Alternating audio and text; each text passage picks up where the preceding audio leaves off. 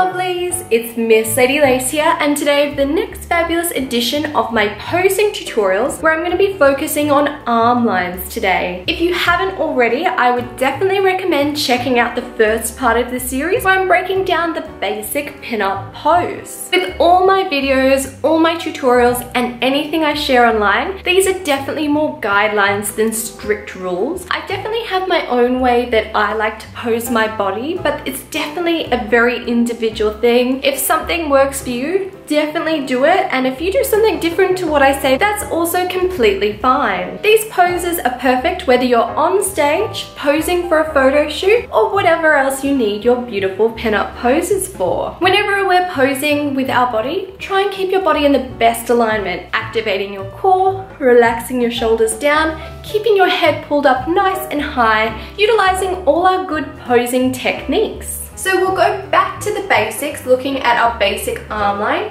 In our beautiful basic pin-up pose, I talk about putting our hands onto our hips, relaxing our shoulders down, and ensuring our elbows are channeling out to the side so they're not too far forward or too far back, that they put our body in a strange alignment. You can of course do so many different variations with this, so you could pop a shoulder forward, relax one back, just play around with different movement. With posing for photo shoots and on stage, it's very much almost like a slow motion dance. So when I pose for a photo shoot, I'll definitely start with my basics and then I'll start moving through into different poses. This is a little bit more tricky though if you don't know the basics completely, but we'll go through a few of our easy arm lines today. Going from our basic position, we can simply do a few variations from this position. With our arm lines, our hands are definitely a very important aspect of this. For now, just try and channel pretty hands, but I do plan on making a video that goes through this much more thoroughly on how to pose with your hands. We'll start with our hands on our hips and we'll just drop one hand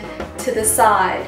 In this position, I like to keep my hand flexed rather than down and relaxed. Just I find that it's a little bit more elegant and it creates that weightless look. A really important aspect to posing with our arms, if you have any conditions with your arms like hypermobility, if I lean on this bench here, I can really hyperextend my arm. It is quite strange, but while I'm posing, I definitely have to be much more careful of this. So rather than pushing it up like this, I always want to relax down, and this is the same with the arm to the side. So rather than hyperextending up, I just want to relax, lightly bend that. With most of our modeling, we're trying to create lots of different angles. So you'll notice with my hand on my hip, I've got that lovely angle. Relaxing down and having the angle through my wrist just makes it a little bit more exciting. We'll now pop both hands back onto our hips and we're going to place one hand onto our decolletage. I have my fingers lightly spread across my collarbone, my other hand still on my hip, remembering our core basics of keeping our shoulders relaxed, as this is the area we show tension quite easily. With any hand poses, we want to avoid scrunching them up or having them too tense, as this looks very stressed as well. So if we just shake it out, if any point you feel your body is holding a lot of tension, just shake it out and try the pose again and you'll be so much more relaxed. In this position, we can have a whole lot of variations. I tend to keep my elbow up, but you can relax it down. If you have both up, I'd always raise them because this just looks a lot more elegant than kind of the funky chicken dance here. So if we keep them up and risen, if we're using both or just one, I think it just looks super fabulous. From here, we can put our hand out to the side. So I just sort of relax my hand off to the side and point it.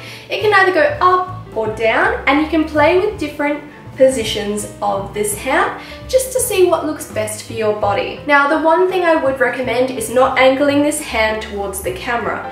Even in filming, you can see it really messes with the perspectives. So whatever you angle closest to the camera will look biggest. This is super common for people who take photos and they angle their head towards the camera and wonder why their head looks so big. It's the same if we angle our arm forward, a leg forward, or any other body type. It'll make that the largest item, especially if this is something you're self-conscious about. It's something you'll want to avoid. With our hand on the side, it's just about playing around, having fun with it, and we can also take both hands off when you feel more comfortable. A variation to our position before we had one hand down, we can even put both down and we can play around with different positions from here. One of our most classic pin-up poses is popping one hand behind your head, creating two beautiful angles in your body. But there's a few tips and tricks I definitely have for this pose. The first tip I have is the hand that goes behind the head. You'll want that to be the hand that's furthest away from the camera.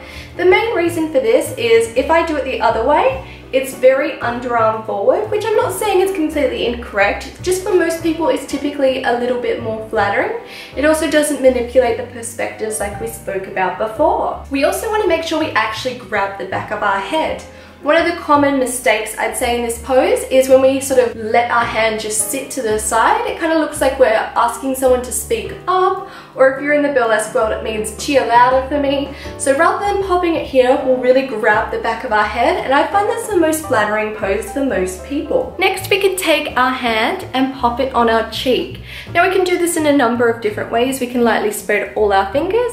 We could have one finger just sitting up. You can play around with what suits you best, but what I would recommend is not actually making contact with your face. You can see as my fingers sit on my cheek, they actually do create indentations, and it makes you look like you have quite puffy cheeks.